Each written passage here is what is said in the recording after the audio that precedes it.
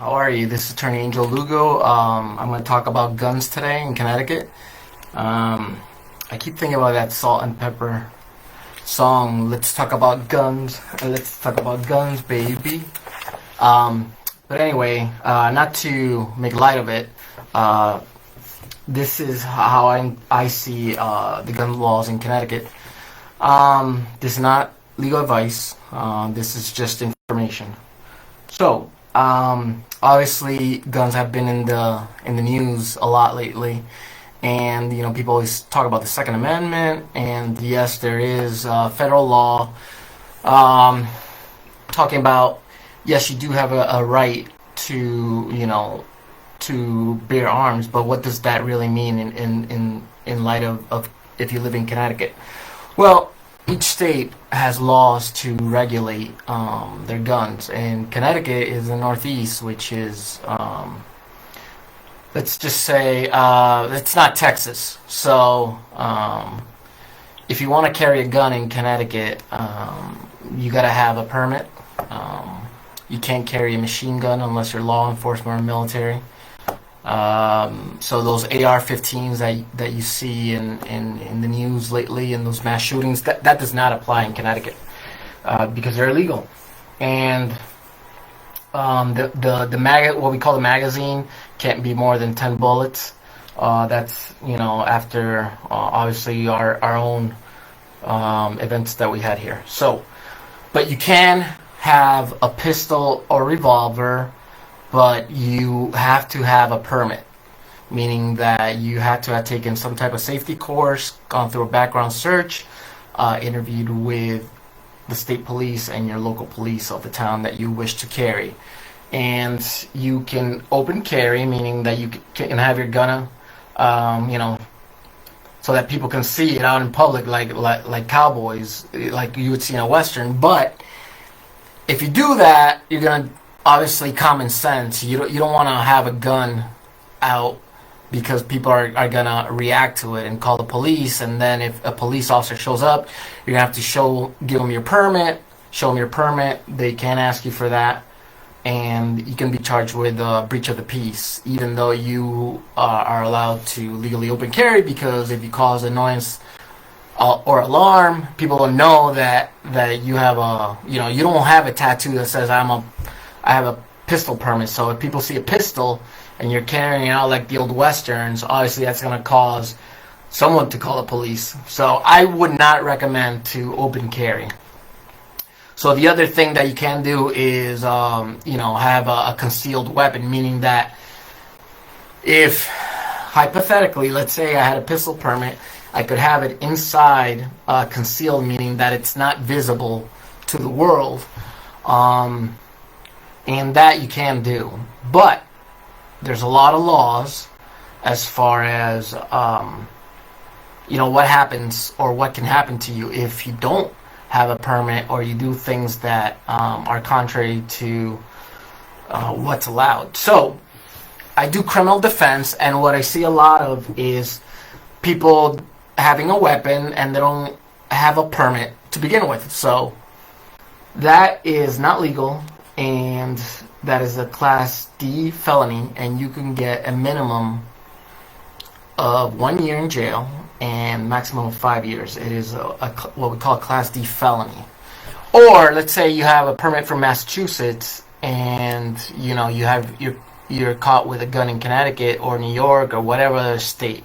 So just because you have a permit from another state doesn't mean that you can carry here in Connecticut, unless you're in transit, meaning let's say you're going from Massachusetts to New York and you have a gun permit in Massachusetts, you have a gun permit in New York, and you're driving through Connecticut.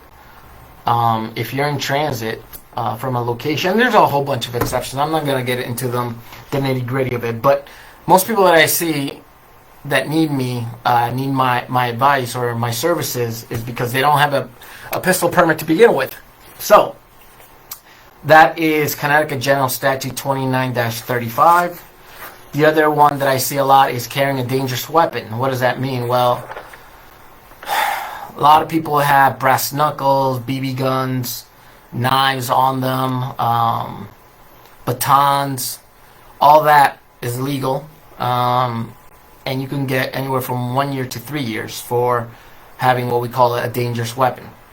So if it's a knife, the blade can't be more than 4 inches long, or else it's considered a dangerous weapon. And if it's a switchblade, the blade that springs up can't be more than 1.5 inches.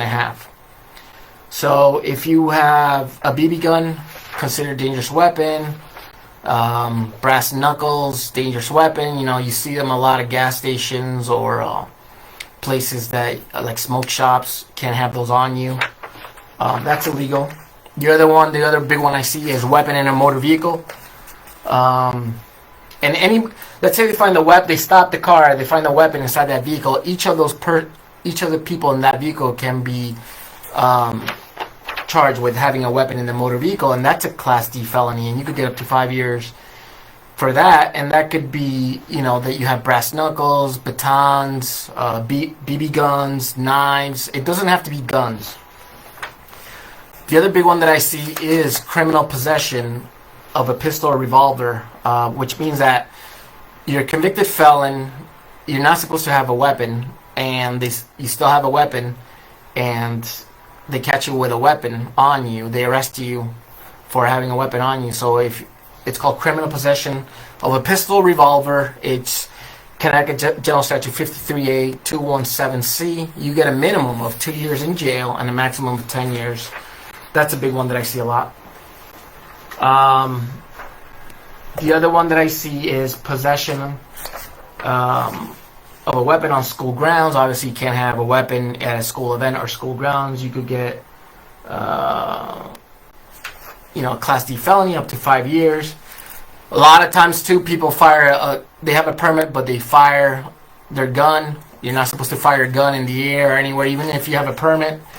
So that's a Class C misdemeanor. You could get up to 3 months in jail for that. So the other one is stealing a firearm. You find a gun somewhere. You're working at a house. You know, you see an abandoned gun or something, and you pick it up and take it. If the gun owner says, "Hey, my weapon was stolen," or they find you in possession of that, you get minimum of 2 years in jail. It's a Class C felony. So if you steal a firearm, not good.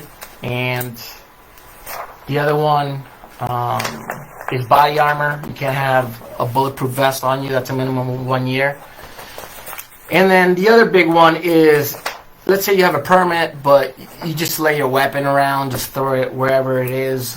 You have to you can't store the bullets in the gun with what we call around the bullet chamber. So you can't store a fire. It's supposed to be in a safe or a locked compartment inside your house. So if any kids pick it up, neighbors, whoever, you could be charged with that.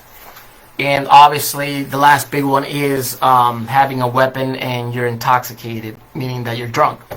So if you have a pistol permit, but you do have you're drunk, then you could be charged for that. So there's a million gun laws here in Connecticut. Don't try to go to it alone. If you're charged with one of the thousands of gun laws that we have, obviously talk to someone who, if you're arrested, talk to a criminal defense attorney, because there's just too many for you to Google them and try to figure out what's what. And they're all over the place. They're not just in one, title, what we call our Connecticut Penal Code. They're all over the place. So I hope this has helped a little bit. So if you have a gun, you need a permit here in Connecticut, unless it's in your house or at the place that you work. But you can't buy a weapon in Connecticut unless you have a pistol permit. So how would you get that weapon into your house or your place of work unless somebody bought it for you or gifted it to you, which they're not supposed to do anyway? So it's kind of a catch-22. So that's it for me. I hope this has helped. If you got any questions, give me a call. Thank you.